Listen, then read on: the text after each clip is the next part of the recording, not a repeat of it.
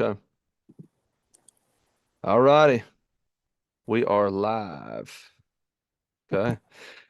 All righty. Tonight, I'm excited. This is my first uh, special guest on my podcast, Mr. Tyler Thompson. He reigns from the mountains of Tennessee and Virginia, Uh, that's right on right. the line, right on the line.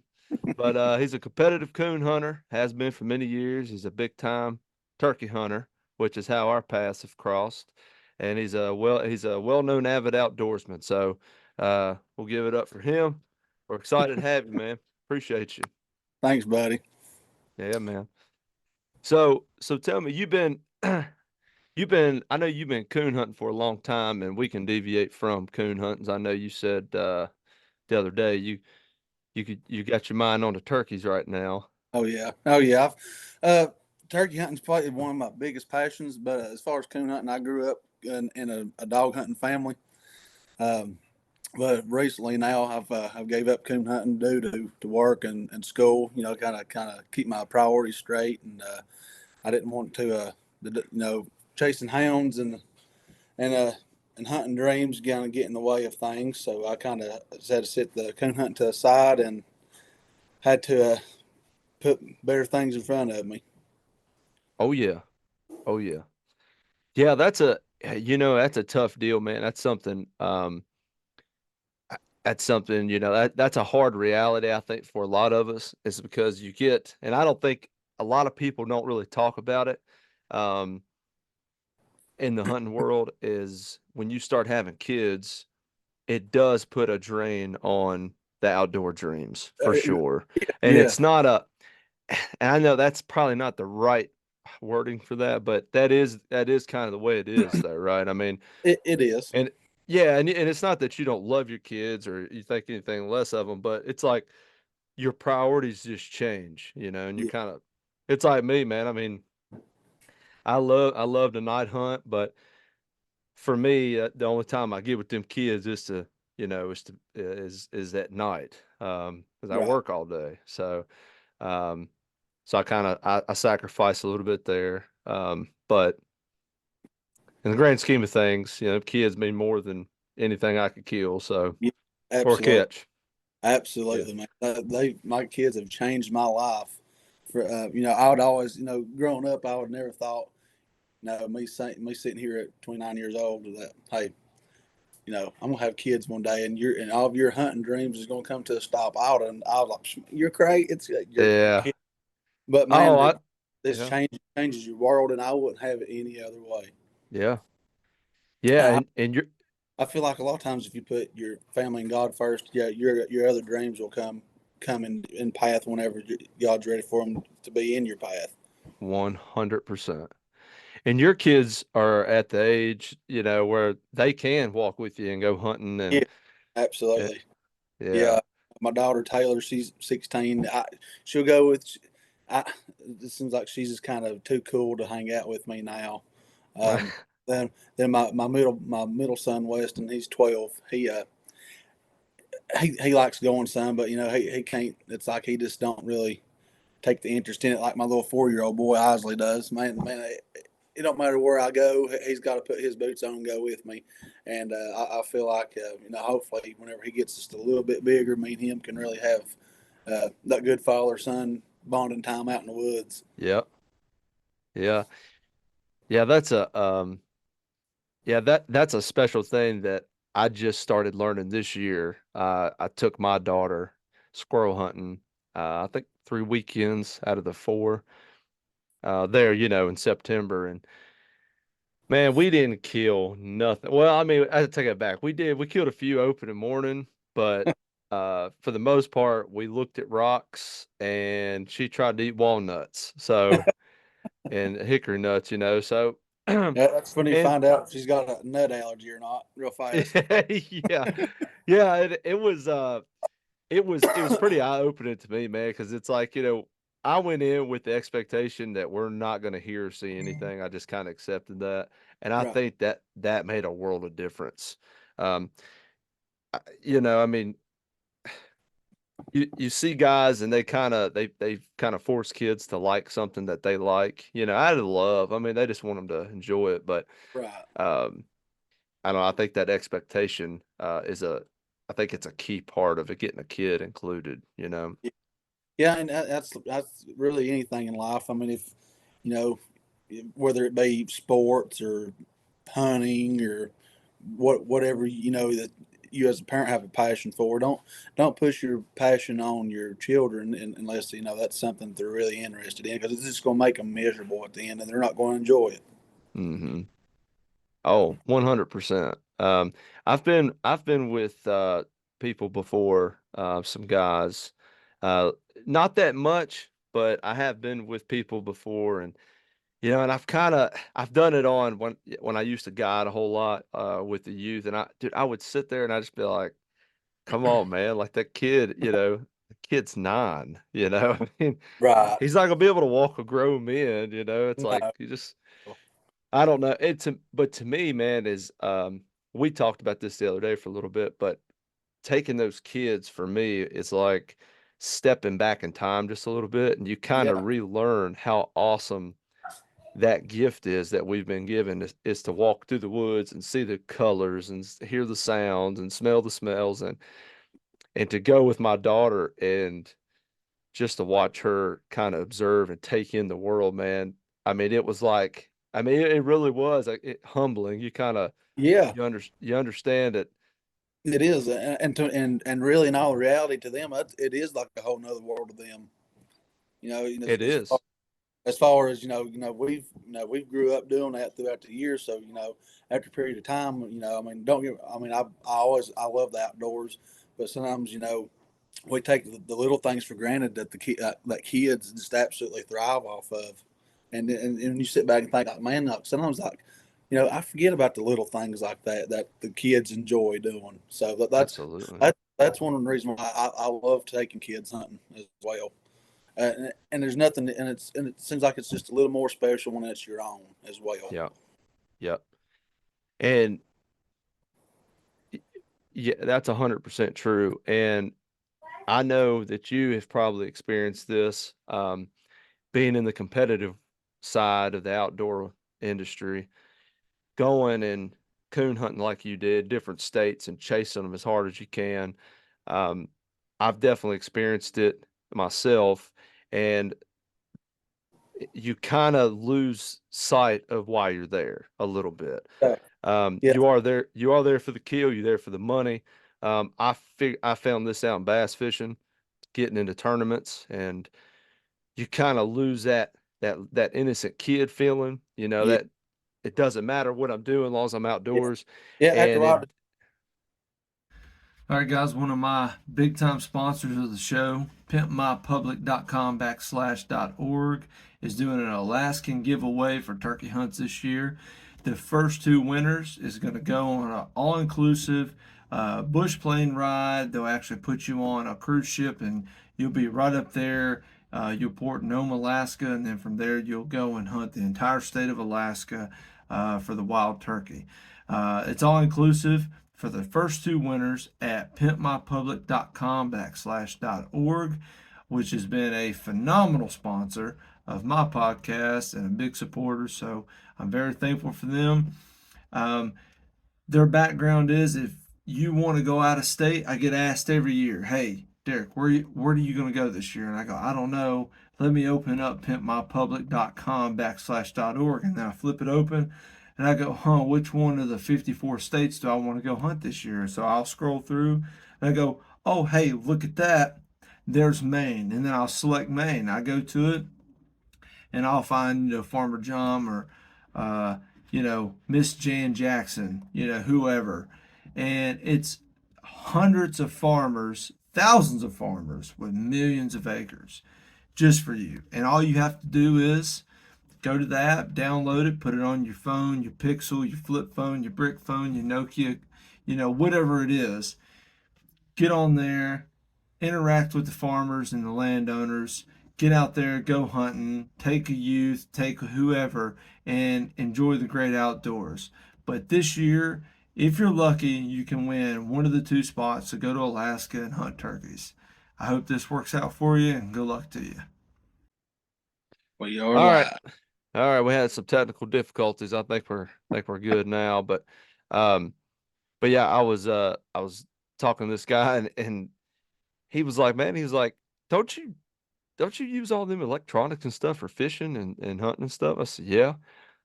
He was like, "Why don't you know how to work on computers?" I said, "I don't, that's a good question. I don't know." I said, "But I could tell you how to find a bass at 35 feet. I know how to do that, on side imaging, but I don't know. Yeah, man, I that don't know." computer, I mean, it's just not my thing. I do good to operate the phone that I have. Yeah. Yeah. So, I mean, yeah, it's a blessing and a curse, right? It is. It is. It's But, nice. But at the same time, I'm like, I don't know how to use half the stuff that I have on there. well, I kind of liked where we was going there, talking about kids and, uh, being in the hunting world. Um, the the main thing that I found out is taking kids it is the funnest thing I've ever done. Um, but it does come with some sacrifice, right? You Absolutely. know, um, but I'm willing to bet that the sacrifice that is made is a whole lot better than what's the gain of not It's taking those kids, man, because it really, for this to continue on, it truly is up to us for the next generation to do it. And, we live in a time where it's going to take some extraordinary means for this tradition to keep going. yes, yeah. That's just pass it on to the next generation, man. I mean, if somebody passed it down to us, and I mean, it's our job to sooner or later pass it down to somebody else, on down to another generation to keep us going. I mean, we don't want the hunting world to die out. I mean, and slowly it is. Nowadays you got kids that's more worried about VR and virtual reality stuff and video games. I mean, God gave us our own playground, man. I mean, to go out and just explore. I mean, you don't have to go out and hunt and kill stuff. I mean, go hiking. It's just there's just so many things that God put out there for us to enjoy that. I feel like a lot of kids are getting robbed of this day and time, and they're not getting the opportunity and the chances to get out and observe what God put out there for us. I mean, get out there and enjoy what God put there for us, man. I mean, Absolutely. I get so much more enjoyment out of that than I do a video game or watching TV. Yeah. Man, I took my little girl. I think this was the day before Labor Day this year. And she finally got to the age where I could take her and we could put a life jacket on her, and I felt okay enough that something drastic wasn't going to happen. And we were I come I come sliding down the ramp there, back a boat in, and this guy come pulling up, and they must have got there super early because we were there like, I mean, 30 minutes after daylight. And this guy come pulling up, and I said, and he had two little kids with him. They was older than my daughter, but man, I told him, I said, "Dude, that's so awesome." By himself, that's hard to do Yeah, anyway. So I felt like he was more inclined to give me some bluegill spots, versus if it was just me and by myself or with a bunch of boys my age. But um, hey he man, told tell me where these bass is hitting at, buddy. So yeah, right. Yeah. Pretty much. Yeah. I said, "Man," I said, "Yeah, y'all on the bluegill bite?" He's like, "Yeah." And he started telling me which section of the lake, and I kind of figured they was in there anyway. And we went up there, we wore them out. And man, she had the best time. But I just thought when I seen that fella, I said, "Dude, you were making an impression in those kids' lives that it's going to be generational, you know, Absolutely. generational, consequences for doing that." So I highly commend anybody that's willing to take their kids and do that. Yes, absolutely, buddy. I mean, and it's a blast. I mean, like I said, you don't have to take a gun out for their first. I mean, just get them outdoors, man. There's just so much for them to take in. The majority of the time, the outdoors just blows a kid's mind anyway. Yeah, it still Yeah. blows. Yeah. I mean, we went, uh, I took Leah as my daughter, and she's back in September. She was almost 2. She was a year and 11 months. And we took her out, or I took her out, and my wife, she was here watching the other kid. And we went in there, and the sun was peeking over the mountains. It wasn't super early, but it just Right. had got over and she looked at me, she said, "Daddy, pretty?" And I went, "Yep." I said, "That's pretty, honey." I said, because you only get so many sunrises, man. And those kids, they see that, and even they are like, "Man, this is a gift." Exactly. They acknowledge that. I mean, it doesn't take a rocket scientist to figure out what God's beauty is. Yep. Yeah, it was pretty cool. Yeah, I mean, it's pretty cool. And it just, for me, going back, like, we've been snowed in here the last however long it's been. 7 days. And oh my gosh, dude, we're Yeah. about to go we're about to go crazy. Cabin But fever. yeah, pretty much, yeah. But she goes with me, and she's starting to, I can tell she's turning into daddy's, little girl. And everything I do, if I come here to build calls, she wants to build calls. Well, if I go and stoke a fire in the stove, she wants to go. And so I take her with me everywhere. It takes 3 times as long because I have to carry her down there, down the steps, put 4 layers of clothes on, all that stuff, go outside. But it is amazing how fast kids pick up on things, man. And it's like we were stoking the fire up, and she's like, throw it in. She wants to go get pieces of bark, throw them in there. And I have mixed emotions about that one. I don't know how much I want her to know about starting fires, Yep. but We for don't right want now, to already. yeah. But I just want her to understand, we use wood to burn to keep us warm, you know. Um, but it was funny. I showed her, there was a walnut tree we'd go by every Right. time I take her squirrel hunting, and I'd say it's a walnut tree. Now she doesn't know what a walnut tree is, but every time we'd pass it, she'd recognize it. She'd go walnut tree. And I was like, hey, look at that. I was like, how many people don't know what a walnut tree is? But yeah, yeah, it's I don't know. I felt a pretty strong responsibility when we had kids, and I just thought, man, I I mean, as a parent, that's the only line of defense they have, Yes. in a very wicked world, buddy. Very wicked It, world. yeah, it's kind of a very scary time to really be bringing kids up this day and time. I mean, and this seems like the world has so much to offer them nowadays, but versus us, when we was, they're at their age. I mean, my mom, she couldn't beat me to come back in the house. I mean, we have right at 300 acres here, and like, man, I mean, there's so much to do on 300 acres for an 8-year-old boy. I mean, I just go up a holler somewhere, get up on a ridge, and just experience. I mean, the woods. I mean, if you, a lot of times, people will think you're crazy if you tell them that the woods can talk to you, and I mean they think you're crazy. If you just sit back and just open your ears and keep your mouth shut, the woods will tell you a lot more than what you think it would. 100%. The Native Americans, right? I mean, that's what they told the white men, hundreds of years ago. I mean, we did, a lot of the folks that came over here, they didn't understand how to farm. They didn't understand how to kill game. A lot of them were from cities. And they kind of thought the same thing. And then they started to starve there in Jamestown. And they went, you know what? These old boys might be on to something. Because you know what? If 40 of them go into winter, 40 of them come out in the spring. I think we need to probably listen to them.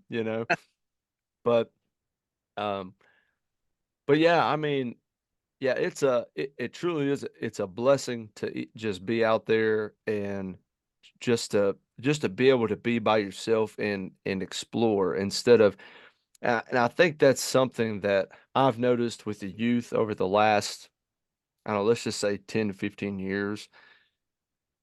That's something that I've noticed that kids, they don't get that innocence in it. They don't get that innocent time where they can be themselves and kind of explore and figure things out. Now they have these societal standards on social media, on YouTube, whatever it is, and they go, well, all of these people are saying that I should be like this, and it's and it's like when I was growing up, there'll be people that I grew up with that'll watch this, and they'll tell you,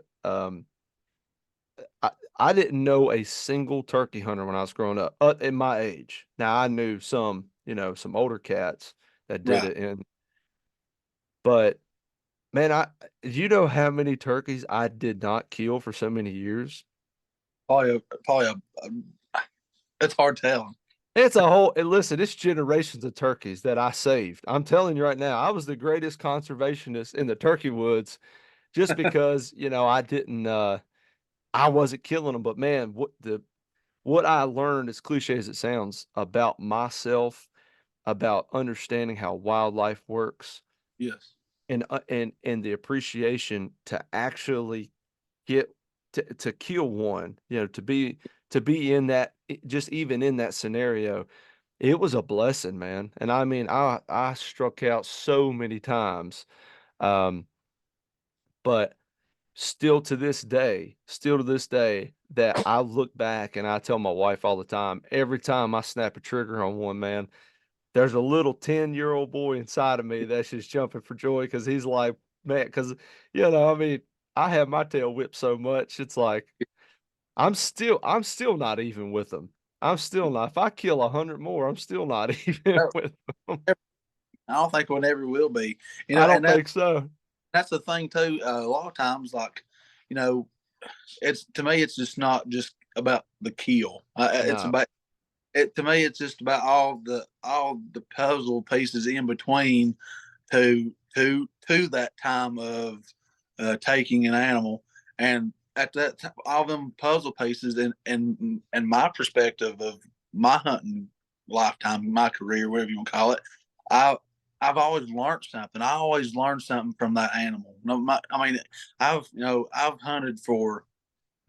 I guess I killed my first deer when I think I was 10, because nobody in my family, my close immediate family really hunted, and I had one gentleman take me hunting, and got me hooked, man. And it just seems like I every time I go hunting, some type, shape, form, or fashion, bow season. That's basically all I hunt with anymore. But other, bow season, rifle season, muzzleloader season, turkey season.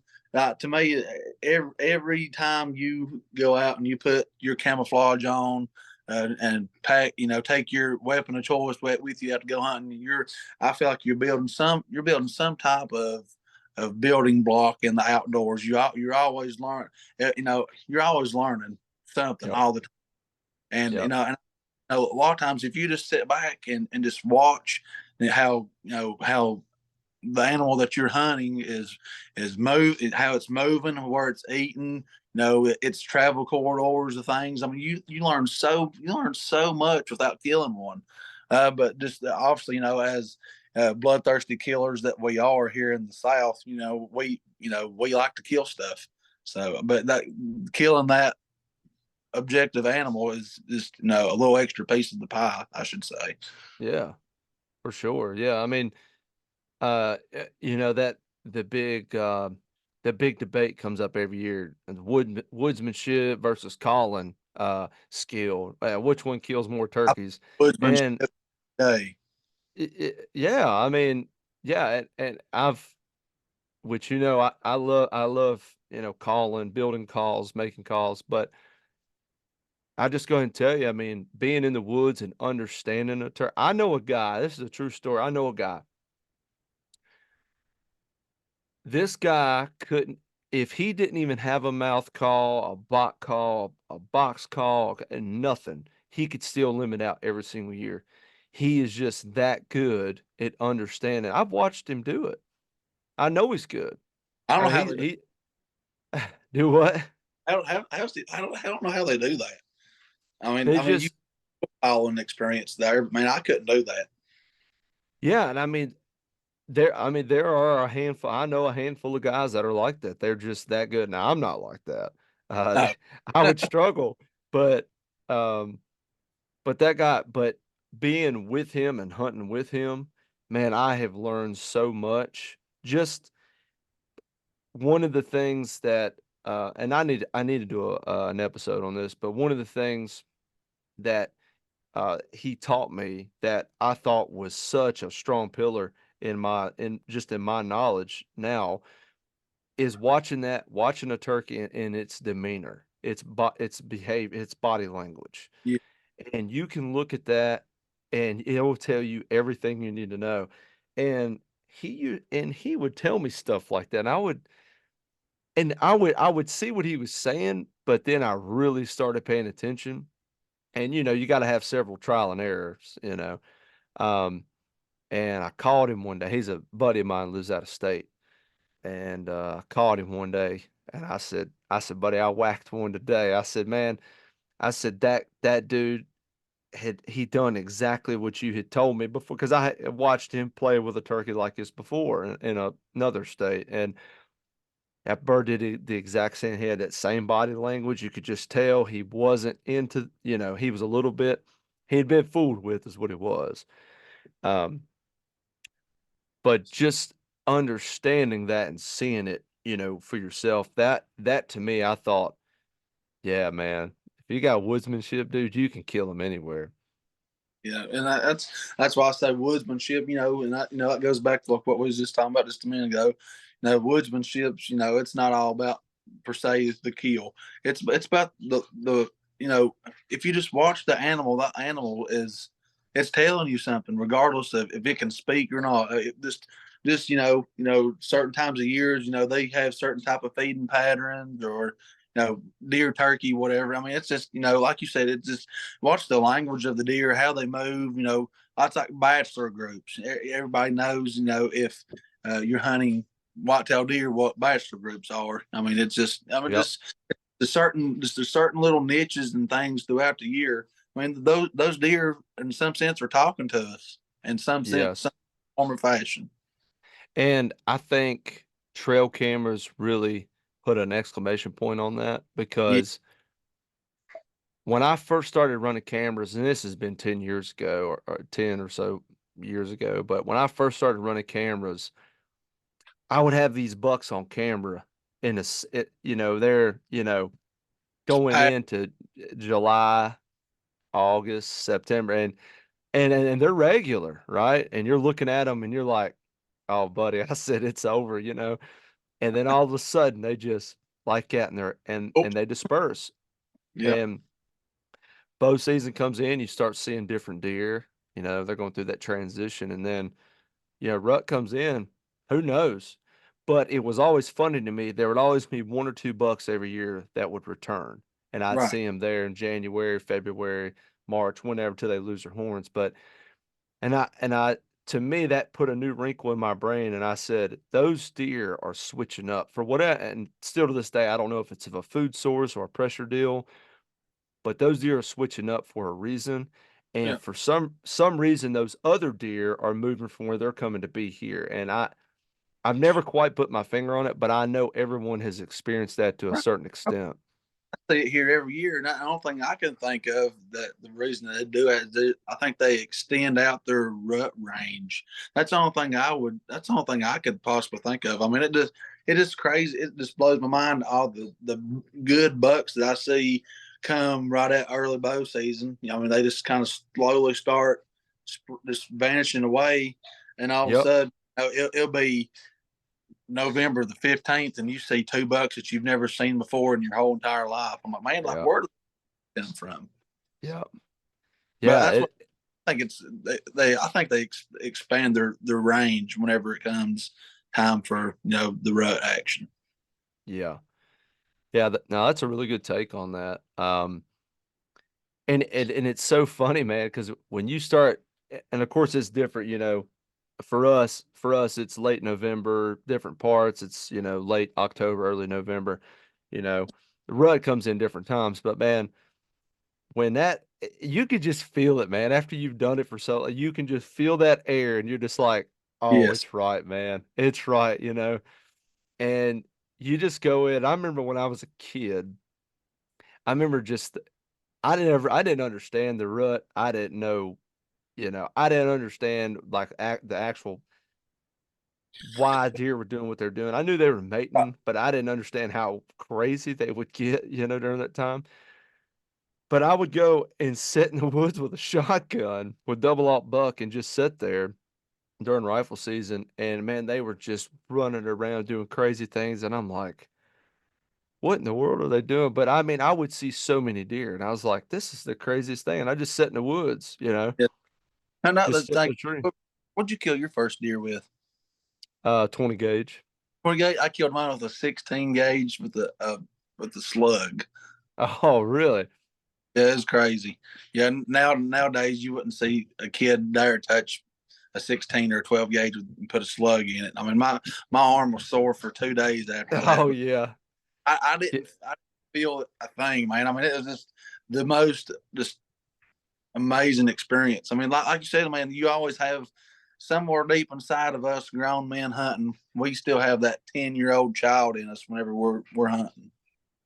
It is, man. And I thank God every time that I get out there and experience it because there, man, I look at the world, not just the US, and I look across the board, and there are so many people that don't even there are countries that you cannot hunt. You cannot have a gun. You can't, there's no land access. Like you go in the UK from the people I know used to live over there, they say that, it's a very wealthy man's game over there. Right. And it's, I look at us and I'm like, man, we can drive to national forest, and I mean, just to be out there, Yeah. just it's a blessing, man. It truly is a blessing. And I joke a bunch on this podcast about, America and the way things are going and stuff. And Yeah. I'm kind of Yeah. facetious about it. But at the end of the day, it truly is a blessing to have what we have.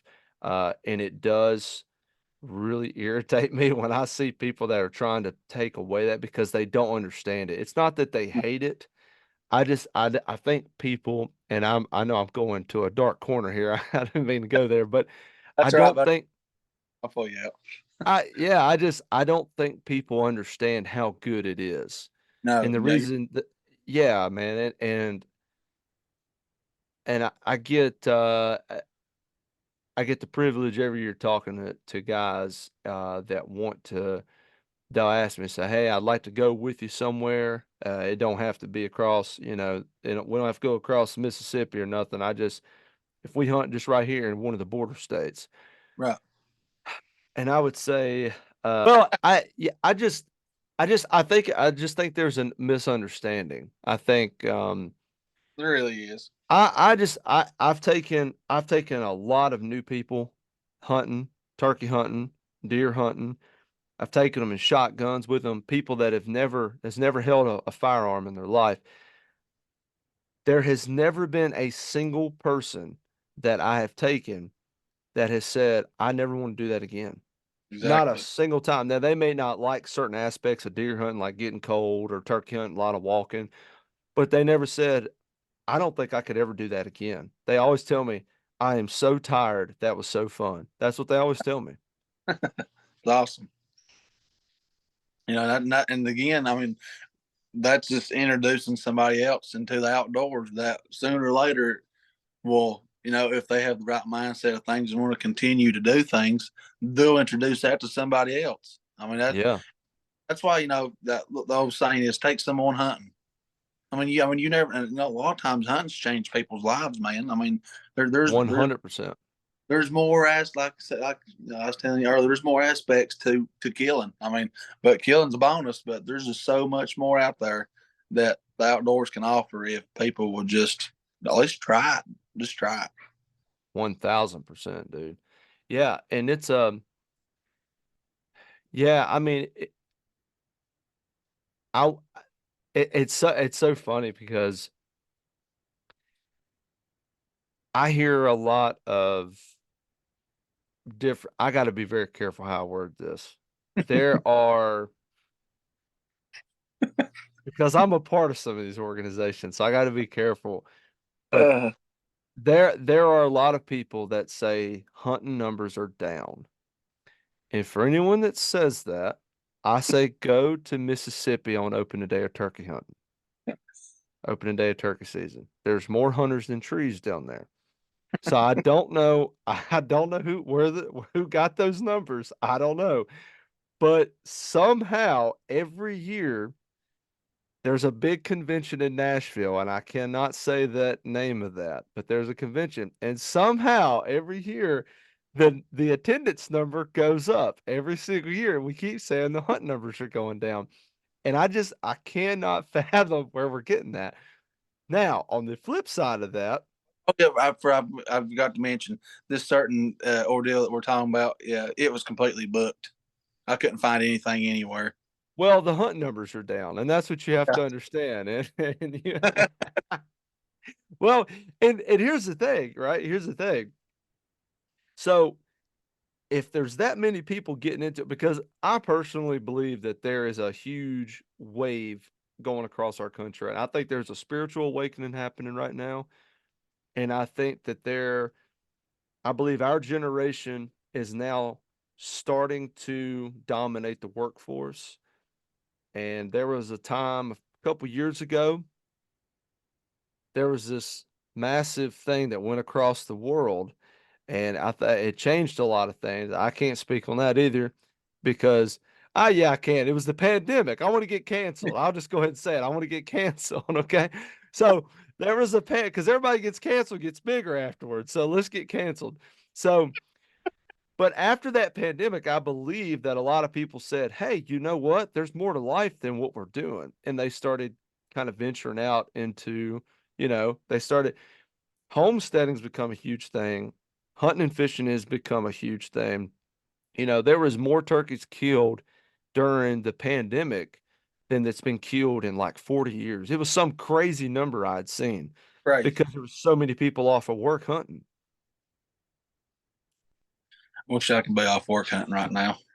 Yeah, well, the numbers are down, and that's what you got to remember. So, anytime that you're sitting there and you've got 3 or 4 guys, you got one guy, you're in a tree stand, you got one guy climbing up the tree you're in, and there's another guy behind you, and he's Yeah, trying to get in the tree stand with you, you just go, yeah, the hunt numbers are down. yeah, I mean, nobody's doing it anymore. yeah. That's kind of like was the hunting numbers down whenever you ran into that what's his name underneath that tree? What was his name? Oh, oh, Carl. Karl. Karl. Yeah. Hey, what about I tell you what. Hey guys, just want to tell you about our new sponsor on the show, All in One. All in One is a website-based program that keeps all of your gas station value cards in one place. So when you go to BP or you go to Shell or you go to Value Mart or wherever to get your gas and $4 gasoline, all you have to do is flip open this app. It's right beside the Snap app, okay? Where you get your other stuff. And when you get off of the yacht, you get off of Bezos' yacht and you left your value card on there, and the gas station clerk goes, well, do you have a value card? You go, no, Bezos has got it. I left it on the 3rd floor of his yacht. And they'll go, well, that's okay. That's no problem. And you go, well, thanks. Can I get it anyway? And they go, well, no. You pull out your phone, you go, I've got the app. You flip it open. Sure, it's on Snap. Get off of Snap, get to the all-in-one. Okay. All-in-one is going to get you, it's going to save you probably anywhere from 5 to 7 cents per $3,000 worth of purchase at that gas station. Check them out. It's allinone.com/.org and then /CGC podcast for your, what's the percentage? I don't know. They change it every other day. Listen, just go there, allin1.com/.org/CGC podcast, type in /Comer, and you're going to get some percentage. Who knows what it is? Either way, you're going to save a bunch of pennies per thousands of dollars worth of purchase. I hope you enjoy it, and good luck to you. Yeah. Well, look, man, right before we had to get off here, we got to talking about old Karl. Yeah. Oh, Karl. Oh, Karl, man. Hey, what's that old boy's name that lives over here beside you, drives Oh, around right at prime time? Willy. Oh, Willie. Oh, all right. Hey, do we got the green light to talk about him or no? I'll cut it out if you don't want I to. don't care. You That's what? alias name, Willy. Oh, Willie. Yeah. Are you okay? Talk about it. I'm perfectly okay. Okay. I don't want Willie to come up here and burn my house down. It's not your house, it's my house. Yeah. So when you started talking about Willie the other day, I got to thinking, I was like, man, I've never met Willie, but I guarantee I've met Karl, and they sound like they from the same family tree. Yeah. Oh man. Yeah, that's a different man, all that started, I mean, I know I get on here and I joke around a bunch. I make like a bunch of like these funny videos about Karl and stuff. And it's because I used to get like really mad at those people. Yeah. And I sat down with a guy one day. I say sat down. I talked to a guy one day, and he had ruined a hunt twice. That year it was during deer season, and he had ruined a hunt twice. And so I talked to him. I said, maybe, maybe there's something wrong with him. Maybe he doesn't know that it's deer season. Because my main thing was, I don't want nobody to get hurt. I don't want, especially during rifle season. Yeah. And so I got talking to this old boy. Man, did you know it was deer season? He said, no. I said, did you think it was just a bunch of inmates running around in orange? Like, what did you think? He said, I didn't even pay no attention to him. That's scary. I said, there was 11 dudes that just bailed out of the back of that little truck right there in blaze orange. I said, you just thought the prison, the doors fell off? Or what'd you think? He said, I didn't. He said, I'll really be honest with you, man. He said, I stick to my own. I just don't really pay attention to other people's business. And I went, they're all That, toting, they're all toting rifles. yeah, that's But one thing kind of pays attention to. It pays off to pay attention to your surroundings, especially outdoors on oh things. yeah, Especially yep, if you know the big orange army, wearing fluorescent blaze orange and high powered rifles. It's not it's not the I mean I won't want to say it's like the movie Red Dawn. I mean, one day it might come back to that eventually, right. but yeah, I mean, you got hunters out here. I mean, obviously what's blaze orange and high powered rifles kind of pop off in your head. I mean, hey, somebody's out here deer hunting. Yeah, and for a lot of people, and that guy, he was picking up trash on the side of the road, like not as community service. He was just doing it because he just wanted to do it. And and I said, man, you're a better man than I am. I said, but buddy, I said, man, I'm just telling you, like, I would just, if you can, because the path he was taking, he didn't know it, but he'd been trespassing for like 2 months. Right. And I didn't have the heart to get out of my stand and tell him. Uh, and I wasn't trying to be funny, but like I said, maybe there's something wrong with, maybe he doesn't know, and I knew he hadn't like escaped or anything. He was doing this every day at a certain time. So I assumed, he knew what he's doing. So I go and talk. Somebody's going to watch this and they're going to say, well, he's a terrible person. I'm not a terrible person. I went down there and I said, hey, man, what's going on? He said, oh, I'm just picking up trash. I mean, he was so happy too. The funny part about it was that the trash that he was picking up, he picked it all up like a month ago. there was no trash left. Like he had cleaned it all up. There was gravels. That was the only thing left. And but yeah, so and that day it changed me. I was like, you know what? That guy doesn't even have a clue. Now, the crow, the Power Crow Carl, uh, statement that we make about people, or I guess the name we give for people, is for the turkey hunters. And that's the guys that, like the story I told you the other day, about the guys driving under the roost tree and, Yeah. slamming the door, kicking the, guardrail and all that stuff. You're like, see those guys. And again, I used to get mad, but see, I can get on here and talk to thousands of people and make fun of them. And hopefully there's somebody in that bunch and they go, hey, I've done that before. I probably shouldn't do that, or else somebody's gonna get on there and talk about me again. So I'm trying to start a hashtag power. Well, I can't say that Power Crow Carl, because that's that's a certain brand's crow call. I can't say that. So we'll just call him Carl. That's what we started calling him, Carl. But uh Like, do what? hashtag do not be like Karl. Yeah, don't be like Carl. Don't be a Carl. Don't be a Willy. Don't. Hey, but you know what though? If you look at Willie and Carl, man, and if you really just understand that they're having the best time of their life, They share the same chromosomes. yeah, they only have 30 of them. We're supposed to have 46. They only got 30 of them. But you know what you tell them? You say, you're trying hard. I know you are. And they go, not really. And you go, well, it kind of shows,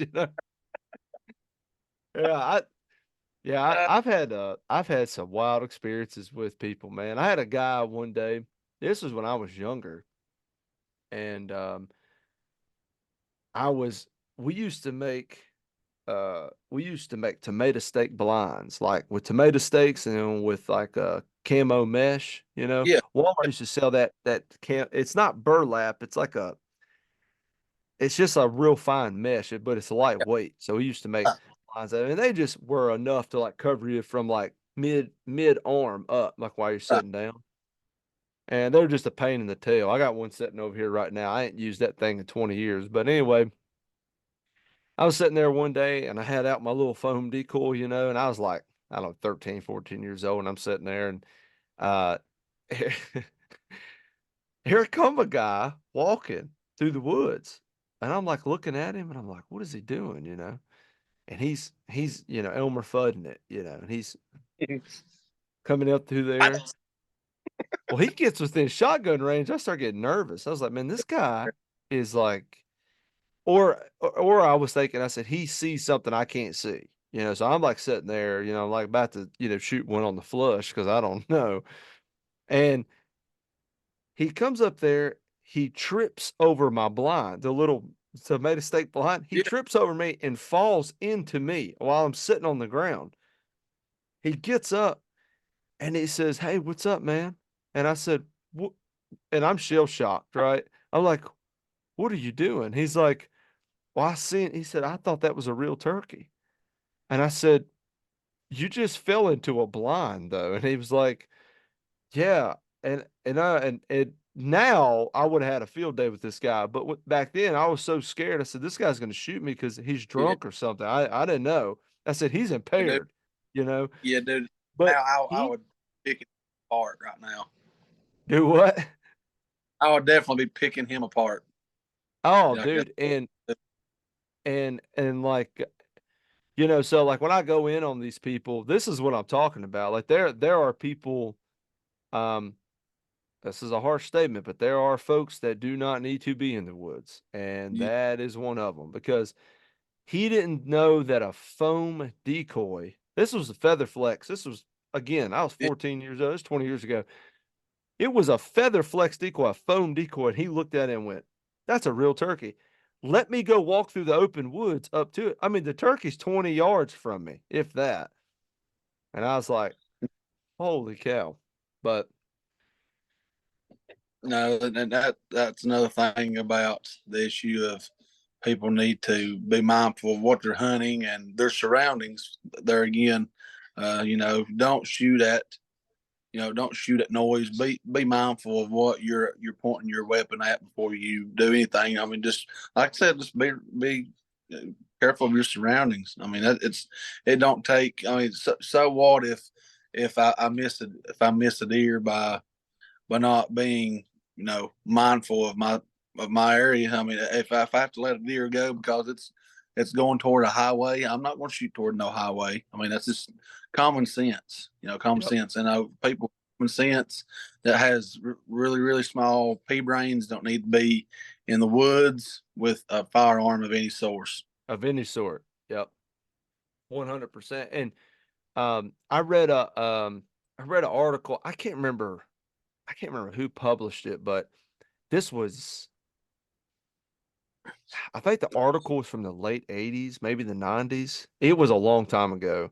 Um, but and somebody's will crucify me if they hear this and they're like, well, this was like 3 years ago or whatever. But I'm pretty sure it's a long time ago. But it was an article and it was about how Blaze Orange saved rifle hunting um, in America because there were so many people that were getting killed in hunting accidents during rifle Yeah, season that these states had started to agree like, hey, we need to just abolish gun hunting for everywhere because we can't have people just getting killed all the time. right. And so they implemented the Blaze Orange. It was kind of like from what I understand, again, forgive me for anybody listening to this, and I'm not quoting this right, but I'm pretty sure it was kind of like an experiment. They said, let's try out the Blaze Right, Orange. And they tried it out, and the hunting casualties went down tremendously. And they said, well, it's got to have some effect. And this article was wrote several years after that, and they said that one right. change saved rifle hunting. Yep. Oh, no doubt about it. That's still don't need to have a pea brain out there in the woods tromping around.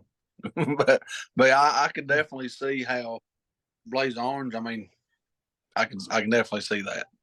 100%. Um, Yeah. And we're kind of, I guess, here, like where we live at in the mountains, you can send around 3 or 4 miles, or you can send around 3 or 4 feet. So, yeah, we really, you know what I mean? Versus if you go out to exactly. Kansas or Iowa or somewhere like that, where rifle hunting Right, is, it's illegal, right? For the most part. right. And, yeah, I mean, I've been up on ridge tops. I'm like, dude, if a man launched a high powered gun right here, that bullet, it'd probably travel the rest of his life before it hit anything, you Uh, know? I, and I'm glad I'm not the only one that's ever thought that. Yeah. Just countless Yeah. times I'll be especially up on top of a ridge, just overlooking. I'm like, man, like if I shot, like it's hard telling how far that it would go. Yeah. And That's it's absolutely. Yeah. And that's the thing. Like, you read on the back of 22 boxes, right? And they always say, this bullet can travel, up to a mile or whatever. Um, I don't necessarily believe that just because, just the weight of the bullet. Can that projectile travel up to a mile? Absolutely. But I mean, right. what's the wind conditions? What's all that? Because you shoot that thing, man. And I mean, you hit a squirrel in the stomach, that joker will run. He'll cross 10 trees before he falls out, Yeah, if he falls out. exactly. But But yeah, yeah. like what we're talking about, you know, I wouldn't really want Willie and Carl out in the woods with high powered rifles. I just wouldn't. Hey, I'm telling you, I never really get nervous on public ground, turkey hunting. Like if I've been in there, you know, if I've been in there for a couple days and I ain't crossed past nobody, I might cut some tracks, boot tracks. I'll be weary about it. But man, I'm telling you, when I went to Mississippi them few years and I seen the hunting pressure in there, I thought to myself, the last time that I went, it was during COVID. It was right when COVID started, or it was in 21. I think it was the last year I went. but the amount of pressure in there, dude, I'm telling you, every little spot that you could pull off in there was 3 or 4 trucks. And That's right. I run into so many people. I told the last guy, I told you that story. I said, "Hey, buddy," I said, "I'm gonna go over here. You go, hopefully not over where I'm going." And I said, "I'm gonna hunt my way back to the truck, and I'm heading back." And I left. I said, "Dude," I said, "I'm not doing this no more," because it was so many people in there.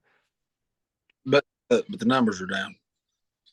Right, Well, hunting numbers are down. the numbers are now something that is funny about that though is I have also like this year, specifically this year, dude, I didn't hear hardly any gunshots deer hunting. Did not hear hardly any. No, And I've not heard that many myself. it was very now it was a very strange year for deer movement here in our area. Everyone I've talked to has said the same thing. There was a lot of nice bucks killed, but dude, I killed I killed I did not see the deer movement that we normally see. And I talked to some older fellas, got more experience than me, and they said, "Man, it's just not that many deer hunters anymore." And I just said, "Man, I just can't believe that to be true." No, I mean I don't. I wouldn't think that, especially in our area. Oh I mean, yeah. Well, 85, 90% of the population around here, that's what they depend on. yeah. And if you go through like during rifle season, everyone has got a four-wheeler hooked to their truck. Yeah. Everybody.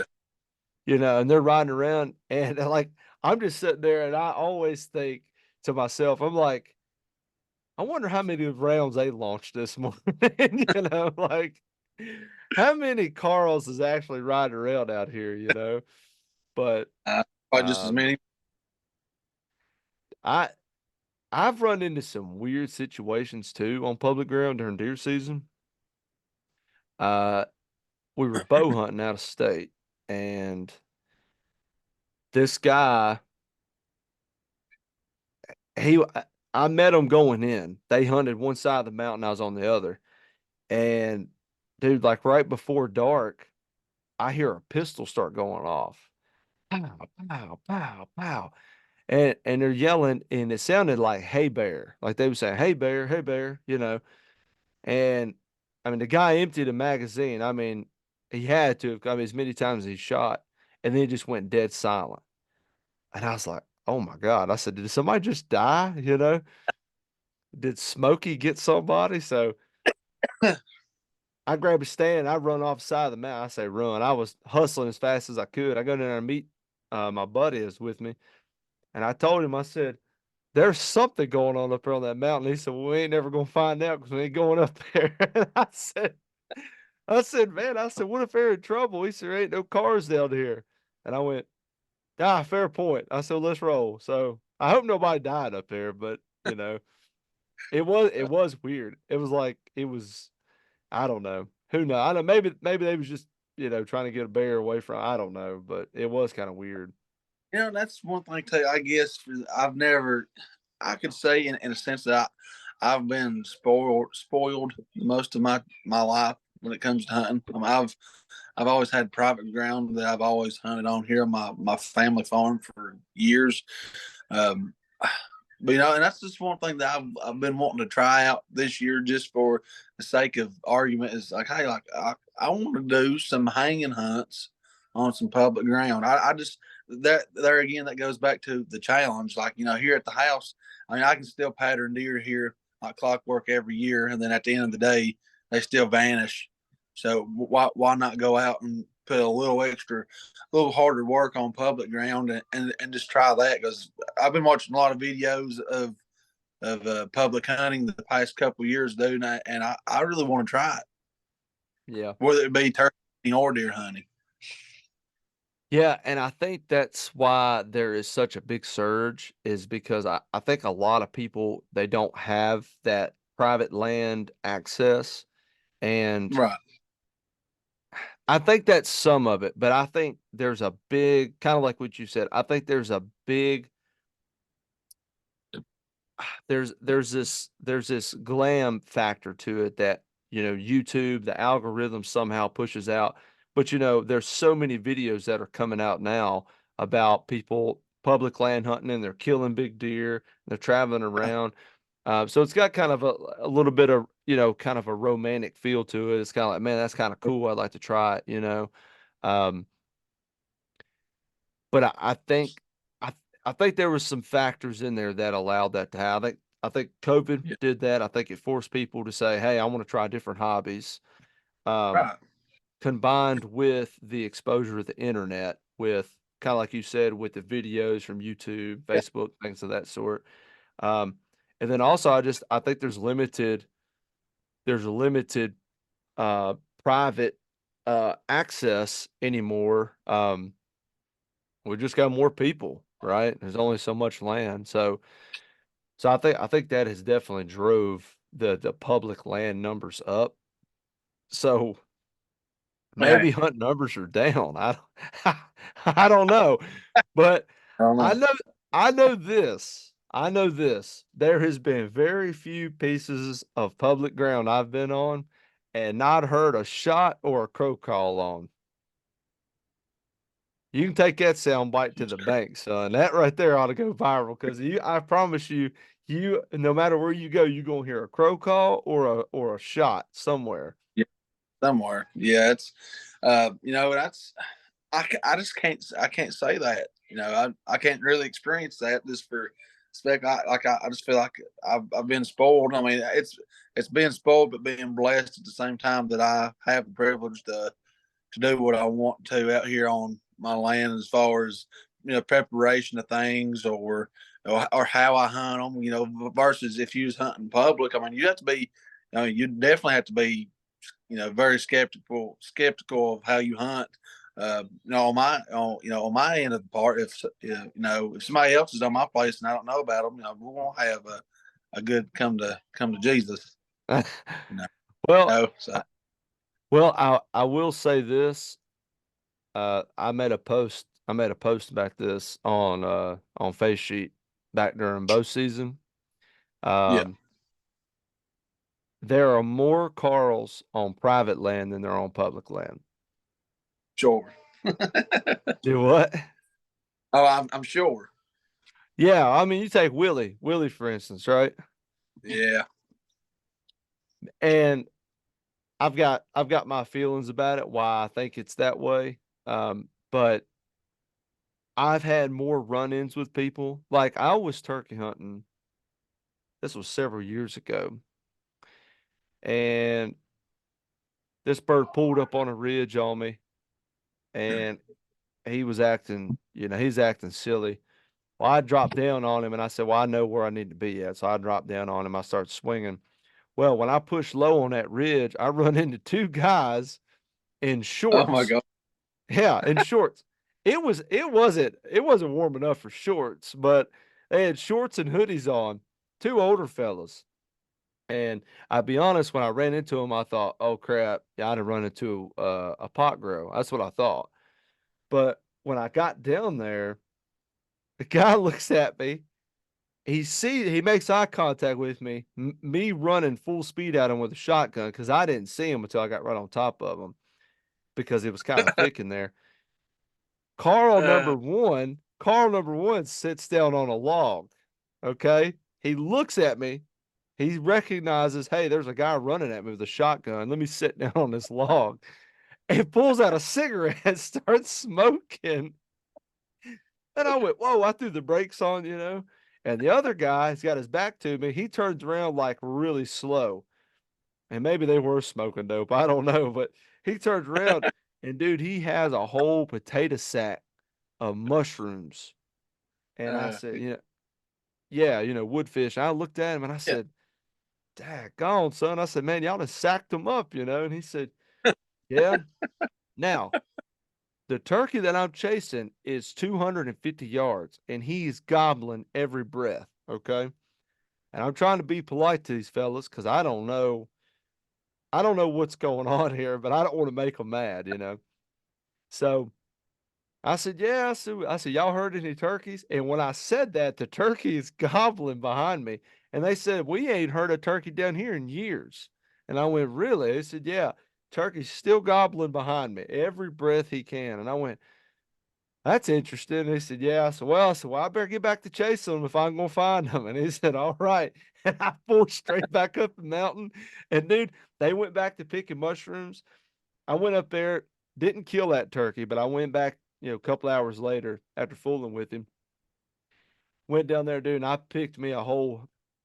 Well, I just had just my hat. I just picked up a bunch of mushrooms, got in the truck, and left.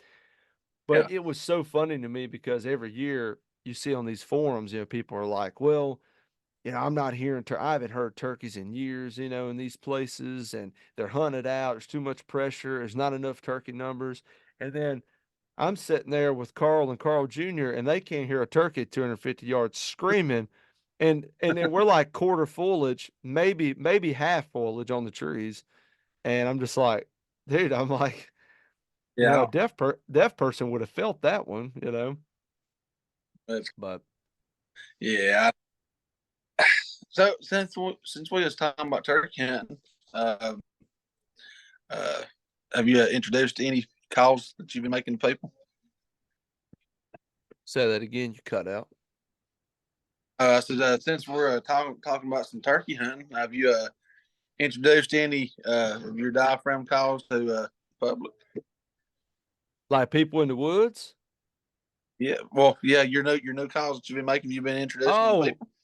I thought that's what you said. Yeah, man. So we've got, let me get them here. So we've got the new 3-pack. Yeah, Into man. That's your ghost cut. That's your slant V there. And then you got a bat wing there. Man. I actually, while me and you were on the phone, I just got an order for ghost cut. I Heck yeah, just man. Yeah, man. I just dropped the sound files on YouTube yesterday, and I dropped them on Facebook today.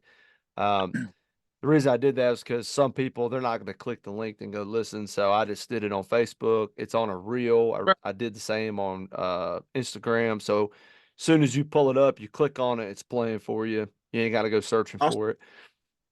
Awesome. And what is awesome about those calls, man, is they're a different the way I built them, it's a stretch and it's a combo that I've never built before.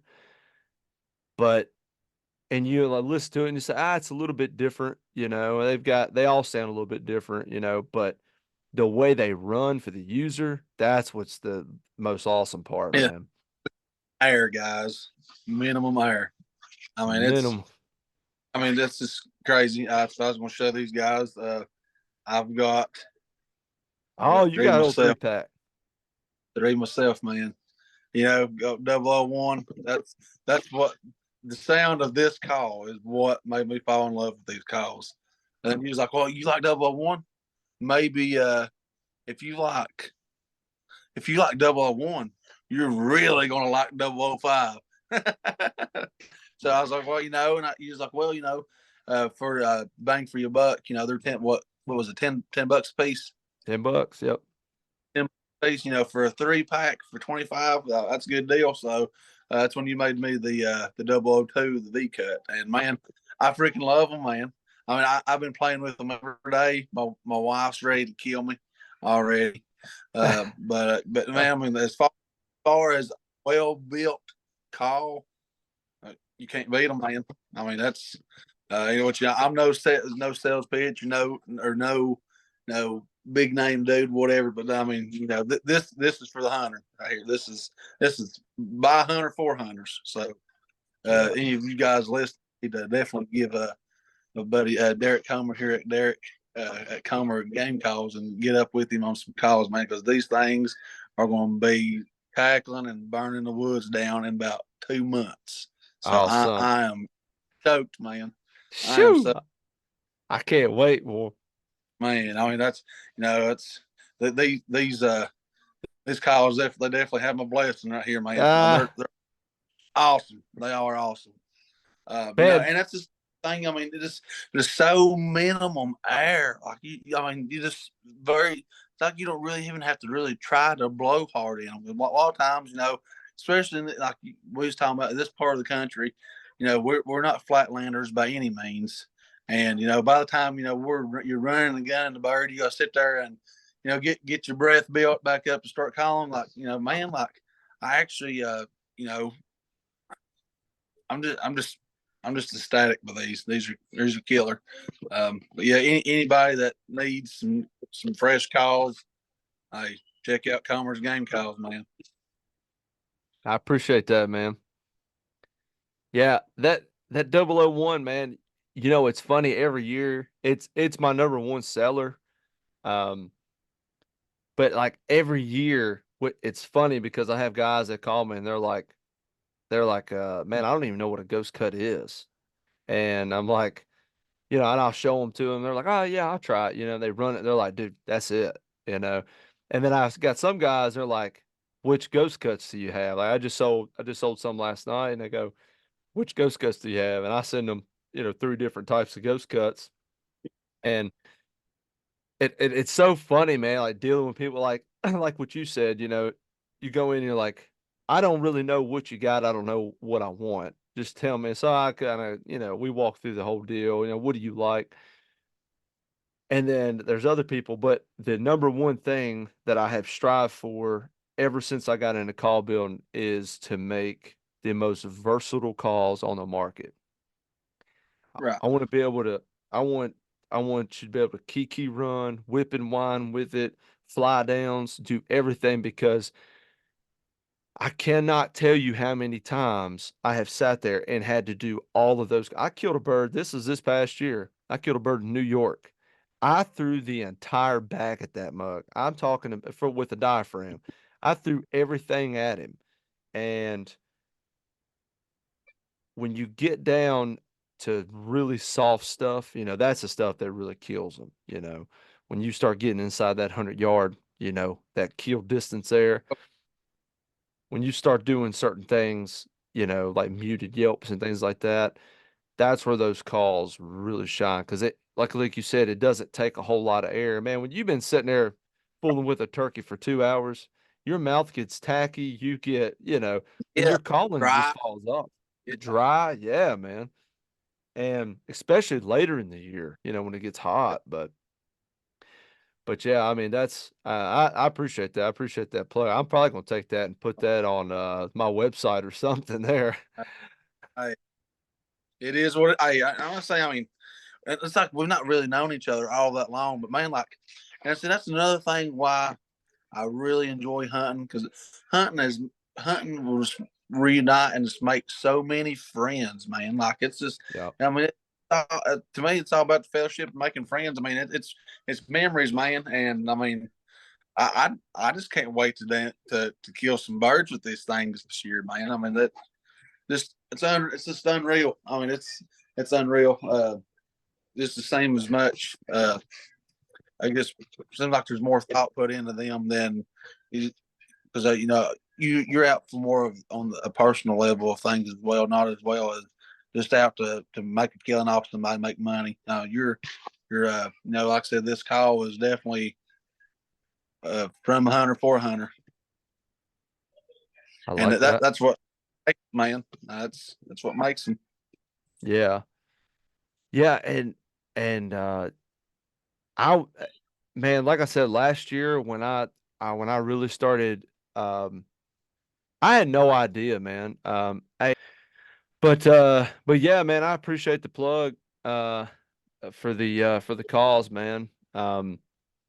It's been dude, it has been the wildest journey for that because um like I said, being with Woodhaven, being with, some of the best and seeing how they operate, you kind of it's kind of intimidating. Like, I mean, it really feel like, as you see it, and you're like, there ain't no way in the world I could ever touch what these guys are doing. Not from like a calling standpoint, but just from a product standpoint, you look at how many they produce and how well they produce them, you go, man, there ain't no room for me in this game. But but it I kind of mean, it they're got to definitely a some point. heavy. Do what? They're definitely some heavy hitters, man. I mean, they're not known for making slouch calls as well. Yeah, man. And you know, and I've told, and I need to come out. I actually need to do I need to talk about this. So this is a good time to do it, but there was never any hard feelings, despite what people may think. There was never any hard feelings between me and Mike and Woodhaven, and me and my wife. We were both there. We had nothing but love for those people. They'd done a lot for us, and the reason we left is because I didn't feel like it was right to Mike and all of them, because I was building calls for myself, for the stage, and I Right. had people try them out. I said, I want you to try them out. I didn't sell them. I just gave them out. I said, I just want you to try them. I want to see if I want to see how different I am at running calls compared to other people. Like, I want to see how different it is, because I'd be on stage with these guys. I'm like, man, I can't sound like that. And it was so funny because like people started sending me texts. They were like, this one, this one, this one, this one, this one, this one. And man, I started getting a kind of, there were some I called and there were some I kept. And I said, man, I was like, well, maybe I ain't that much different than everyone else. So um it was like it was later that season I had some people call me like, hey, I'm friends with so and so. I want to buy some calls from you. And I was like, man, I don't even know. I didn't know what to charge. I was like, I don't even know. And it's like, well, I'm not gonna just take them from you. You gotta, I work for Yeah. my money. That's what they said. I work for my money, so I don't want to, cheat you out. So I just threw a number Exactly. out there, and they went with it. And it got to a point at the end of 2022. I was like, okay, between the predator calls and the turkey calls, I was like, I've got to come out clean about this, because it's not fair to Mike and them. Um, and so that's what I did, you know. But but yeah, no, it was a good time. I learned a lot from those guys, and still still good friends with them. But I might get Mike on here. That'd be a good episode. Oh, that would be awesome, man. That would be good. Yeah, yeah. If he'd do it, he's a Well, busy dude, a lot of, man. Do I what? mean, just the information. There'll be a lot of information, man. I mean, I don't know. He knows more. He's forgot more than I'll probably ever know about things like Oh, that. dude. But just let me know whenever that happens and that airs, like, because I'm just sitting out there being a sponge. Yeah, man. And um, talking to all those guys in the booth every year down there, in Nashville, man. Um, all them old boys from Alabama down there, it's been around the business for a long time, dude.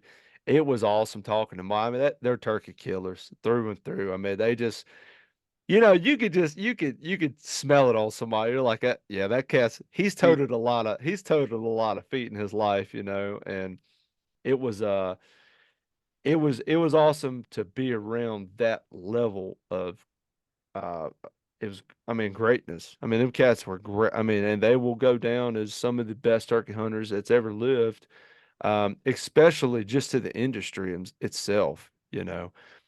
Um, but it was time for me to spread my little wings. And it was time for me to fly. So, but Well, man, I look what you see, man. I mean, that pretty successful so far. I mean, a lot of times, man, people don't. They're afraid to take that leap. Uh, sometimes you gotta say, well, I mean, if I jump off this limb, no pun intended, since we're talking about turkey hunting. But if you jump off this limb and try to better yourself, I mean, you'll never better yourself standing on that limb. no, And so that's one good thing, man. I mean, I'm glad to see small town people become successful. I mean, that's what it's all about. Well, I mean, we're here in this world to make the best of it, and if that's what was best for Derek Comer to not break ties, but just jump off that limb and do your thing, man. And successful, man.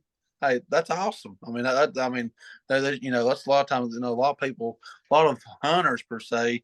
I mean, they're just so jealous Oh there's so man. many jealous people out there, man. Yes. Hey, if you if you're doing awesome, hey, if you out kill birds on me all day long or out kill bucks, doves, out fish my hey dude, I'm gonna pat you on the back. Say, man, you won't have to let up on these things, man. Give some of us other guys a try, dude. Yeah. But I mean, like you know, but I mean, like I'm just that's just awesome. I love seeing small town people be successful. I do too, man. And that was the thing that I really liked about Mike and them. Um, was when I met them, the pitch, and I'm not gonna go into the whole talk that we had, because that I'm sure they, want to keep that between them. But basically, they were like, look, we have a brand and we want to maintain a certain standard. So if you are with it, that's great. If not, you got to get gone. Right. And I respected that so much. And they come from a small town in Alabama, this is going to turn into a promo for them. But I have a lot of respect. I'm like you, man. I have a lot of respect for them. And they seem to be, of course, I don't live down there, but they seem to be a big part of that community. And they kind of preach that in their products. Like, we love America. We love small town America, and we want to bring as many people into our family as we can to make it a better place. Dude, I've got Right. nothing but respect for that, man, because we are missing a big part of that in our country, man, in our world. And Or, it was kind of nerve-wracking, starting, because I was like, man, dude, there are so many good turkey callers out there. There are so many. If you get on YouTube, man, just go on YouTube, type in turkey callers. There is unbelievable amounts of good turkey callers out there. yeah. And if you go around here, there's cats that we've probably never even heard of that can flat out run calls better than me any day of the week. And so when you're trying to tailor that to, say, beginners or, people that aren't that good at it or has never tried it before, that's a huge range. And Yeah. that 001, the 002, the 005, I always I tell that to I told the guy tonight, I said, man, I said, if you're interested, I said, you want to try something? I was like, try these, we'll figure out from there if are interested in more or whatever. But yeah, I mean, I developed those calls, and dude, I called when I built 001. I called everybody on my phone. I said, son, I got a banger right here. And there's like, oh yeah. And I mean, I sat on the phone, you asked my wife, for hours in our dining room running a call, the same sequence for everybody. And because it kind of captured, waking up, Yeah. fly down, purrs, cuts, gobbling, all that stuff, Jake Yelps. And they was like, that's it, son. That's it. Every one of them was like, Yeah. that's it. And I was like, I wrote my little book. I was like, keeper. And I still got it today. It was the first one. I was so happy. And then Awesome. I kind of branched off of that. And this series here was the first time that I sat down right after turkey season, and I knew the sound that I want to encapsulate in a call. And I sat and I had an idea in my head all spring. And during the spring, I don't have time to build new. I'm just keeping up with orders. Right. And so right after turkey season, I sat down and I got on the press. I was like, this is what we're going to build. And I started building it. Dude, the first one I built, it was a bat wing. It was money. And I was like, that's it. And that's how that Yeah. started. And then I ended up kind of experiment with a bunch of different ones, different styles of cuts. But yeah, those three there, yeah, they're gonna be um, they're gonna be they're gonna put some toe tags on some turkeys. Yes, sir. But now that's like what we was talking about. I don't want to cut you short on that, but that's like what we was talking about earlier. Earlier, when did we get up? Like a couple weeks ago, 3 weeks ago, 2, 3 weeks ago. I think it was Uh, last week, wasn't like last it? last It's two week we weeks ago. You're right, 2 weeks ago. together. That's like like going out west, man. Like that's one thing I've always wanted to do with is turkey. I mean, I've been out mule, hunting muleys and antelope, but this I've always wanted to hunt Merriam's. I mean that's and I don't know. I just can't fathom just chasing a 3-toed Merriam out there, man. That'd be awesome. Yeah. They're man, it's like I was telling you, man. I mean, um, a Merriam turkey when God made a turkey hunter, it's like when he made Adam. He said, "I gotta find something to fit him," and so he made the Merriam's turkey. And they do, I mean, you're gonna struggle with some of them, obviously it's a wild animal, but the way that they act, the way that they gobble, son, oh my gosh, man, it just like, and I heard guys for years tell me that they're like, I love my Easterns, I love Osceolas and all that stuff. They're like, man, but them Merriams in the mountains, oh man, there's just nothing like it, man. That'd be awesome to do. But like that's just a whole different country out there. It seems like that's just like I've always been brought. I'm just a small town boy right here in Hawkins County, Tennessee, Church Scott County, Virginia. But like the first time, man, I ever broke the plains of Nebraska, I'm like, like Oh man, I'm that's not it, home ain't anymore. it? I'm like I am not home. Like where It's am I? different. It's different, It's man. so different. You get across, man, when you cross that Mississippi, son, you get in that grain belt and you think, oh my, I'm in a Yeah, different world out here, son. Yeah, man. and you get And out dude, back there. I was whenever I was real big in coon hunting that time when I was out there, dude. Like, dude, I thought it was beagles laying on the side of the road. Like these monstrous coons, freaking I thought beagles. I mean, huge, man. I mean, and we actually stopped at a gas station, and I was talking to one of the local guys there, and you know how like back like at Walmart, like how Yeah. they had the bragging board. They don't do that anymore. There's these guys on here with like a coon that was bigger than the dog. It weighed like 28, 30, or 28 to like 30 some Oh, pounds. Like they're killing, that yeah, they're killing 30-pound bow coons out there, man. yeah, that's the truth, man. But I mean, Yeah. and I encourage somebody else too. If they've never had a chance to go out west, do it. You'll Yeah. never regret it. It's awesome. It's a different world, man. It's a different world. And and being just in, I'm sure you hunt in Missouri. No, I've got connections to go out there this coming up year. No, I didn't get a chance to go out this fall. I Well, just got the connections back late summer, so I didn't get a chance to go. well, I mean, you get out there and me and my wife, we went out there. This was actually a funny story. The first time, sorry, I keep moving this camera around. I'm trying to get it so I can lean back. But the first time that me and her went out of state together, we went all the way to northern Missouri in late season. And I had some connections out there, and they was like, yeah, they dropped me some pins out there. So we went out there, and it was for deer season. And dude, the temperature dropped out of the freaking bottom, and it got down to negative 18 degrees. Oh And my there we were gosh. out there in this little hotel room, freezing to death. And we got out there, and I had never been so cold in my life. And we ended up, you know, we didn't kill any. I think I shot at a doe out there. I didn't kill her. It was so cold, the fletchings when I shot fell off the bow, fell off the arrow. That is insane. Hey, it Yeah, froze. that's when It was so cold, man.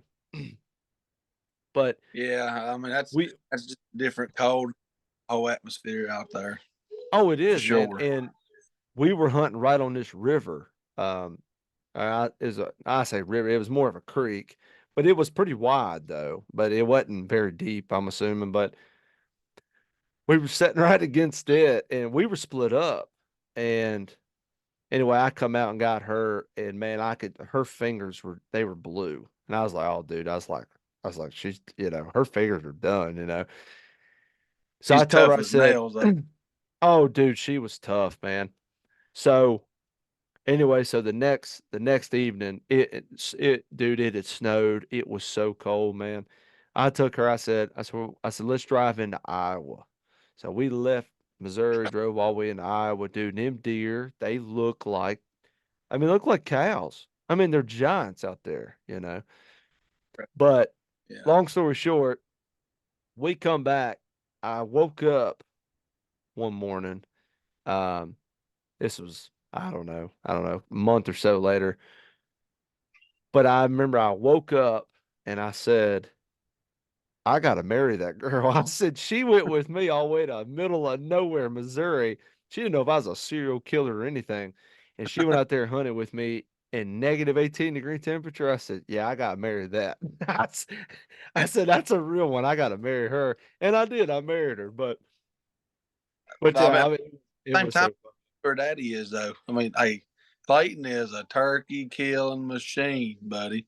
I Oh, mean, he is. not only one of, you know, not only a spectacular guy in this part of the country right here, but man, from like what you've told me as well, from what I heard from another guy a couple of days after I talked to you, they said Clayton McDavid can lay the smack daddy on some turkeys.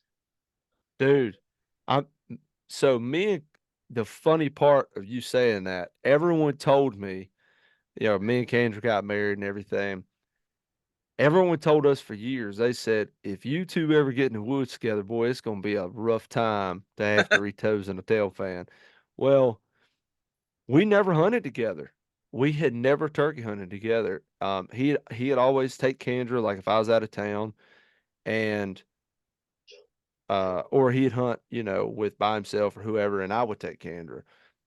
Um, and I'm not putting this on Kendra, making it sound like she was an anchor or anything. It's just who, I hunted with her or he hunted with her because that's the way she grew up, and me and her were getting married, so that's how it started. But Right. me and him, this was 2 years ago. I told him, I said, dude, I said, we have got to go together, me and you. I said, we've never done it. I said, I want to go with you because I knew he's a good turkey hunter. He has given me so much good advice over the years, just in passing, just kind of talking. He's like, I dealt with a turkey like that one time. This is what I did. And I'm like, oh, I'm putting that in the memory bank. And it's worked. Dude, I've taken what he said, just like talking to me, put it in practice, and I've killed turkeys doing it. And I'll text him or I call him and be like, hey, this is one of your tactics right here. But we went out, me and him one morning, and bird gobbled not far from the truck. And I looked at him, I said, you hear that turkey? He said, no. He had his head stuck in the truck, getting his gun out. He said, no. I said, I'm telling you. I said, one just gobbled right here on the face of this ridge. He said, really? I said, yeah. He said, I know how to kill him. We take off straight up this ridge, and it's wide open woods, man. And I'm sitting there, and I looked at him like two or three times, and I'm like, because he's an easygoing guy, so he like doesn't get mad at things. I said, "Are you sure we ought to be doing this?" He said, "Oh yeah, they can't see us." I'm like, "Dude, that turkey's right there." But he's hunted this place his whole life. He knows every break in them ridges. He knows where he can move. And we went right up through them wide open woods and 6 feet of leaves, it felt like. We pulled up there and it was a field. And I said, it's starting to break daylight. I said, we got to go. He said, we're fine. I went, okay. So we ended up, he said, we got to get down here in this fence row. He pulled down there. And I said, there's no way we could cross this wide open field. That turkey's in the tree right here. He said, he can't see us. I'm telling you. I said, okay. Went down there. We sat down. Turkey still gobbling. I said, Dad, God, he wasn't lying. Called that turkey down, and I was a shooter, but the way the turkey come in, I couldn't get a shot. He ended up killing that bird. We killed that turkey 15 minutes after his feet hit the ground. That's insane. Yeah, and and the only reason it took that long is because he was out of shotgun range, strutting back and forth, and because he couldn't see us, we couldn't see him. But anyway, uh, I called Kendra and I said, I said, we got one. She said, I knew it wouldn't take long. She said, I knew you two together it'd be hard on them. That was, and we hunted a couple times. After that, like we've met up like after daylight, or we've had Candor and we'll meet up after. But we've never hunted together again after that, believe it or not. Man, I need to take all the nuggets from that gentleman right there and keep them in y'all, Absolutely. keep them in the brim of your hat, man, for sure. Dude, I've got this is gonna sound really corny, but so there's like a panel of judges in my head. Like every time that I kill one, I always think like the turkey hunters that come before me that are in heaven, they're looking down on me. Did I make them proud? And then the cats that come before me that are still here, I think, would they have been proud of that move? Like, and I kind of think of that in my head. Um, and so I got a list in my phone that I call. Like as soon as I kill one, I start calling these people and I'm like, man, or I text them, I'm like, man, I'm like, you should have seen it. I start explaining it to them. All right, man, that's awesome. But I got a long list of people that have showed me things and have taught me things that I can never repay them for. You know what I mean? Yeah, I mean that's something that you can take with you for the rest of your life, Yep. and and pass on to your little girls as well, man. I mean that's just, I mean those things are priceless. You can't put any amount of money or price on those type of possessions. I mean you Uh, can't. yep. It is it truly is it's a blessing, man. And It, to set like um there are two people in my life that I've sat in the woods with, and I mean I don't say a word. I shut up, and I was hunting with this guy one time, and he looked over at me and he said, "What do you think?" I said, "You've killed way more turkeys than me." I said, "Well, I don't have no opinion, man." And he told me, he said, "I thought you talked a whole lot more." And I said, "Well, I do." I said, "I'm absorbing right now." And I did, man. Even there's some really good deer hunters that I know, they've taught me a lot as well. And man, when them guys start talking, I just don't say nothing. I'm just like a sponge. when you just sit But back, listen. that's right, man. And and I and I think I, I want my kids, I hope they love it the way that I do, you Yeah, know. I hope that when I say something to them, like I'm gonna give them some golden knowledge one day. It took me years to learn, you know what I mean? And they're gonna be like, "Oh, Dad, you don't know nothing." And then, you know, some years later, they're gonna look back and be like, "Oh, Dad, he's on to something there." yeah. Kind of It's the going through. same way Oh, with me, man. oh yeah, and I'm kind of going through some of that stuff now, as far as not only hunting, but just regular life in general. You know, dad don't know it kind of deal. That's It's coming with you too for too long. Sad but true. It's but they've got to figure that out on their own though. They do. Uh, And they gotta, especially with boys, man. I mean, we gotta boys turn into men, right? And if they don't, and if we don't allow boys to turn into men, they'll forever be boys. So, I think life experience counts more than and I'll be honest with you, man. If I had somebody holding my hand the whole time and say we was killing turkeys one right after another when I was growing up, I don't know if I would love it the way that I do now right. because I struggled so much at it. My buddy, we were out west, buddy of mine. He's the same way like me. All he has ever hunted is national forest his whole life. That's all he has ever hunted. And he's a good hunter. And we went out west. We tagged out in one state, drove to another state. We tagged out in the second state. I mean, it was unbelievable. Best turkey hunt for the rest of my life till the day they put me in the ground. It was the best hunting I've ever had, ever. And I'll never forget that. And I thought to myself, I said, I want to remember this till I'm dead. And I looked at him and I said, buddy, I said, what we just done, we'll probably never experience the rest of our lives. He said, that's exactly what I was just thinking. I said, so every step, remember every single step from here on out. And he went, You're right. And we got back to the truck and I was like, dude, I said, that's one to tell the grandkids about, son. He's like, yeah. But I don't think me and him would have loved it as much if we hadn't have struggled so much coming up. You know what I Right, mean? right. I mean, you take, take the good with the bad and learn from the bad. I mean, that it ain't the good that makes you the better hunter. I feel like it's the bad that makes you the better hunter. You learn from those mistakes that you've made to overcome them, surpass those, and become a better hunter. I mean, Yep. that's the name is being the best hunter and woodsman that you can be. Yes. Uh, 1000%. Yes. And it's and understand that this is going to end one day, you know. oh, And and I I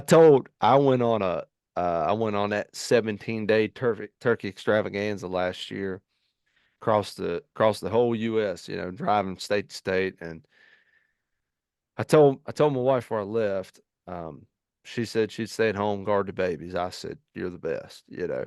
And I told her, I said, I only got I feel like I only got 15 years at the most left in the tank to do this if I'm lucky. And well, anyway, I got to New Mexico and I'm sitting up there 10, 11,000 foot above sea level. And I went about 125 yards and I collapsed. I couldn't breathe. And I said, I don't know if I've got 15 minutes left in my lungs right now. But wow, it was a very surreal moment because I realized like this could be gone at any minute. You know what I right, mean? most And definitely. I was like, man, we have been so lucky to do the things that we've gotten to do and see the country we've gotten to see, man. I mean, it's like I got a picture. I just got a new laptop and the background picture is a picture I took off of my phone. And dude, it's like a wallpaper picture.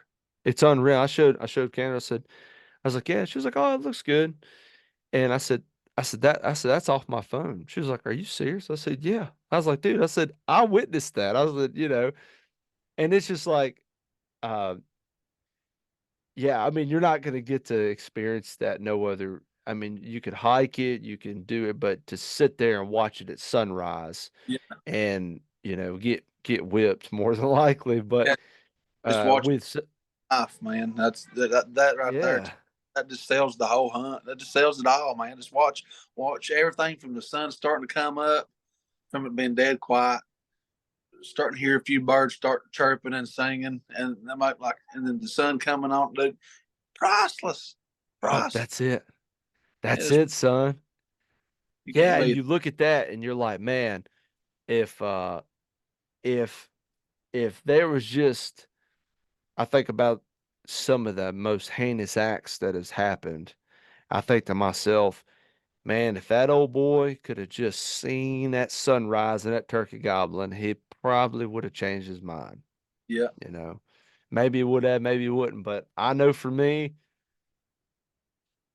there's definitely something supernatural about it. And yeah. it is it is truly a blessing to be there. You know what I mean? Oh yeah, most definitely. Even though it might not be thousands above sea level and hunting those Rios down there in Nevada and New Mexico, but right here in Northeast Tennessee, Southwest Virginia, man, I'm hooked. I'm hooked, man. There's nothing like being on top of one of these big ridges in here and just sitting there and watching the sun come up and hear them turkeys off in the distance. Oh, Can't beat it, man. and Uh, dude, it's like when you're sitting there, you can go and roost turkeys for a month and a half if they're gobbling yeah, before season. It doesn't matter until you uh, standing there and you know you can play that game, and right. you just hear this just cracking off right there, Man. and you're like, "Oh, son, this is about to get Uh, right, baby." this is That's what's reminding awesome, man. this is reminding me of the movie Click. You know how he had the remote control where you can Yeah, put. I yep. just want to hurry up and get to April already. Go ahead and split. I'm pumped.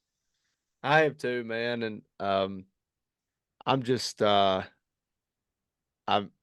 it's gonna be we've got a lot going on here the next couple months, so Yeah, I'm interested in what's going to be turning out. So it's going to be interesting. Oh yeah, and there's another thing I'm pretty interested about April was I don't know if I'm going to tell any and everybody just yet, but there's going to be some really good excitement coming on in the Thompson house come April. Uh-oh. So we're going to find out, man. We're pretty Uh-oh. excited. That's something the good Lord's blessed me with. I'm pretty excited about it. That's awesome, man. You ain't gonna tell us about it? Well, not yet. Maybe do another time. No, Okay. Okay. which I'm sure you know by now, but still, I'm man, it's something I've always dreamed of. So we'll see how that works out come opening day of turkey season. Well, it'll be a good time either way, right? Absolutely, absolutely, man. Uh, but yeah, man, I believe I hate to run. I believe I'm gonna have to hop off here and help the wife with these kiddos. No, you're fine, man. We've got 7 minutes left, so we're gonna be cutting it off anyway. All right, man. Hey, Derek, man, thank you for having me, buddy. It's been awesome. Not only been awesome, it's been a blessing, man. Yeah, I could, if I didn't have to go in here and do my daddy duties, I Yep. could talk hunting all day long, man. I know, man, and you are the first guest on the show, man. Yeah, So uh well, we'll work out. We'll work out the kinks on it then. yeah, That's we'll work it out. Hey, I, thanks for putting up with me and being an idiot with technology. So at least we're not the new Karl and Willy. listen, if anyone listen to me, if anyone is listening to this, I want everyone to understand, okay? Never by any means necessary ever be a Carl. If you see somebody or the game you're chasing, if you're hunting turkeys and you see a turkey, don't drive up to it. Don't do it. Don't if you're at a zoo, don't drive up to the turkey, okay? Just Don't feed don't don't feed the bear out of your hand. don't feed don't be in Yellowstone trying to ride a bison. Don't do it, okay? Don't do that. So at the end of the day, what would we say? What's the hashtag? What was it? Don't be Tag, a Carl. Was it don't be Carl? don't be Karl. Don't be Carl. That's it. That's all you You're got to Karl. do. You're Karl and me, All right, man. Hey, I appreciate it, buddy. Thanks for hopping on here with me. brother. See you, man. Hey, man.